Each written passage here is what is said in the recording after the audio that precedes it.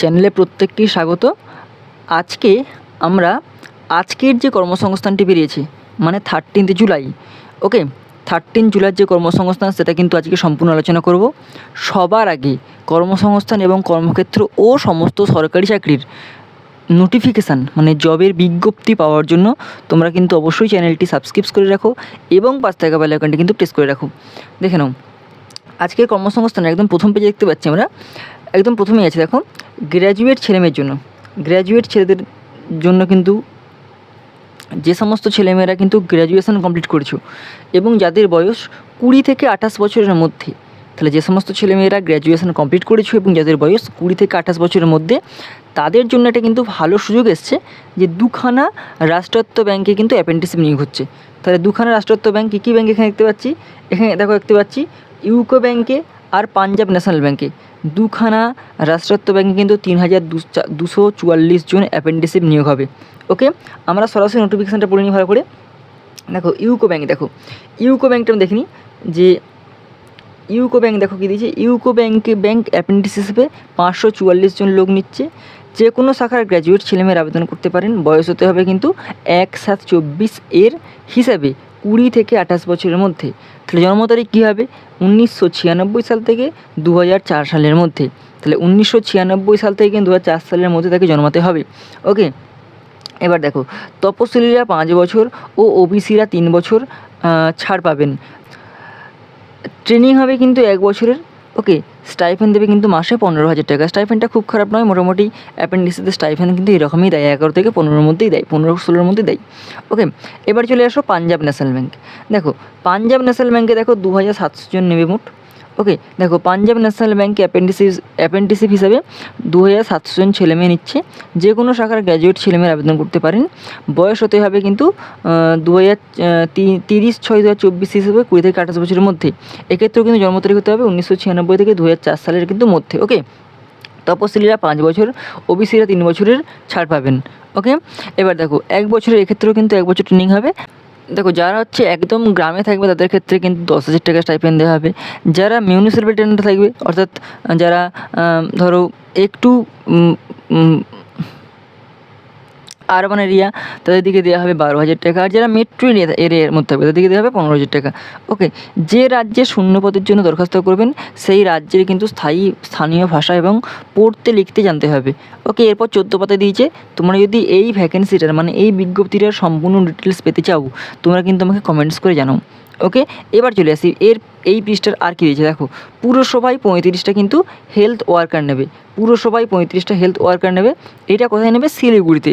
যারা শিলিগুড়িতে বসবাস করো, স্পেশালি যারা শিলিগুড়িতে বসবাস করো, আমার চ্যানেলে কিন্তু শিলিগুড়িতে প্রচুর ছেলেমেয়ে ভিডিও দেখে, তো যারা শিলিগুড়িতে বসবাস করছো তাদের জন্য কিন্তু ভালো সুযোগ। যে শিলিগুড়িতে কিন্তু মিউনিসিপ্যাল কর্পোরেশনের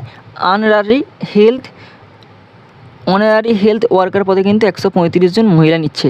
মাধ্যমিক পাস, বিবাহিত বা বিধবা বা আইনত বিবাহ বিচ্ছিন্ন মহিলারা আবেদন করতে পারেন। উচ্চ শিক্ষাগত যোগ্য প্রার্থীরাও যোগ্য। ওকে, এরপরে কী দিয়েছে, এরপরে দেখো কী দিয়েছে, পশ্চিমবঙ্গ স্টাফ সিলেকশন কমিশনের মাধ্যমে 12,000 গ্রুপ সি ও গ্রুপ ডি পদের চাকরি কিন্তু প্রার্থী বাছাইয়ের জন্য প্রথমে প্রিলি ও মেন ও ইন্টারভিউ হবে।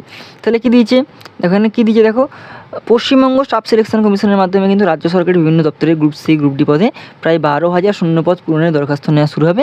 দ্রুত কর্মী নিয়োগের জন্য 2022 সালে স্টাফ সিলেকশন কমিশন অ্যাক্ট সংযোজন করে 2 বছর চুক্তিতে কিন্তু চেয়ারপারসন নিযুক্ত করা হয়েছে। ওকে, অবসরপ্রাপ্ত IPS অফিসার বিভাগ সহায়ক এটা দিয়েছে। এছাড়াও আরও 6 জন সদস্যকে নিয়োগ করা হয়েছে। কলকাতার নিউ টাউনে স্টাফ সিলেকশন কমিশন নতুন অফিস থেকে এই পদে নিয়োগে যাবতীয় কাজকর্ম চলবে। মোট শূন্য পদের গ্রুপ ডি পদে 8,000 আর গ্রুপ সি ক্লার্ক সহ 4,000 কর্মী নিয়োগের সিদ্ধান্ত নেওয়া হয়েছে। ওকে, এই পরীক্ষা প্রার্থী বাছাই পরীক্ষা নেবে কিন্তু স্টাফ সিলেকশন কমিশন। ওকে, এরপরে দেখো কী দিয়েছে, এয়ার ইন্ডিয়ায় কী দেখো দিয়েছে, এয়ার ইন্ডিয়ায় কিন্তু এক্সিকিউটিভ ও হ্যান্ডিম্যান। এয়ার ইন্ডিয়ায় কিন্তু 2,907 জন এজেন্ট ও হ্যান্ডিম্যান। এটা কিন্তু দেখো কী দিয়েছে, Air India Airports Authority India Limited agents cum ramp driver আর হ্যান্ডিম্যান, র্যাম্প সার্ভিস এক্সিকিউটিভ এবং ইউটিলিটি কিন্তু লোক নিয়োগ হচ্ছে।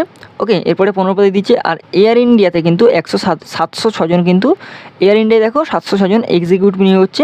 দেখো air India airport services limited customer service executive পদে কিন্তু 706 জন কিন্তু লোক নিচ্ছে।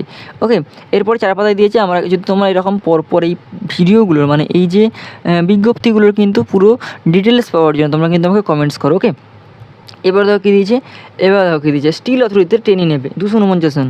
Still Authority of India Limited মানে এসএলএ কী হচ্ছে, ম্যানেজমেন্ট ট্রেনিং নিয়োগ হবে। টেকনিক্যালে পদ হচ্ছে 249 জন ছেলে মেয়ে নিচ্ছে। কারা কোন পদের জন্য যোগ্য দেখো এটা এখানে দিয়ে দিয়েছে। এরপর দেখো স্বাস্থ্য শিক্ষা দপ্তরে 4,500 শূন্যপদ পূর্ণের অনুমোদন। ওকে, এইটা দেখো কী দিয়েছে যে রাজ্য সরকারের যে স্বাস্থ্য দপ্তর, স্বরাষ্ট্র দপ্তর, প্রাণী বিকাশ বিভাগ, বিদ্যালয় শিক্ষা দপ্তরে প্রায় 4,500 শূন্যপদ পূরণের সিদ্ধান্ত নেওয়া হয়েছে। হাসপাতাল চিকিৎসা ব্যবস্থা উন্নতি করতে নার্স, ফার্মাসিস্ট, মেডিকেল টেকনোলজিস্ট পদে প্রায় 2,000 শূন্যপদ পূরণ করা হবে। West Bengal health recruitment board 2023 সালের জানুয়ারি ও 2024 সালের মার্চের মধ্যে শূন্যপদ তৈরি হবে, যা এই পরীক্ষা থেকে নেওয়া হবে। অন্যদিকে স্বরাষ্ট্র দপ্তরে 105টি, প্রাণী সম্পদ বিকাশ দপ্তরে 270টি, বিদ্যালয় শিক্ষা 35 শূন্যপদ পূরণ করা হবে।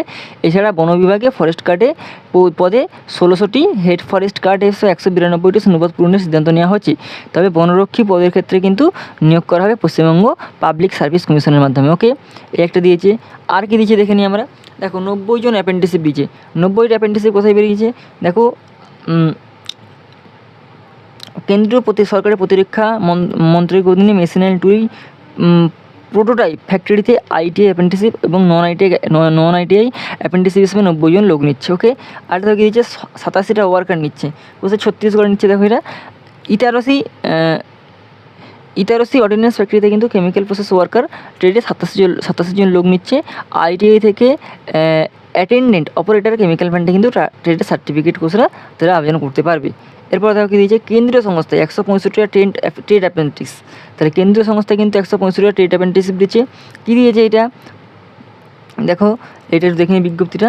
রাষ্ট্রীয় কেমিক্যাল অ্যান্ড ফার্টিলাইজার্স লিমিটেডের trade apprenticeship, technician apprenticeship, graduate apprenticeship কিন্তু 165 জন লোক নিচ্ছে।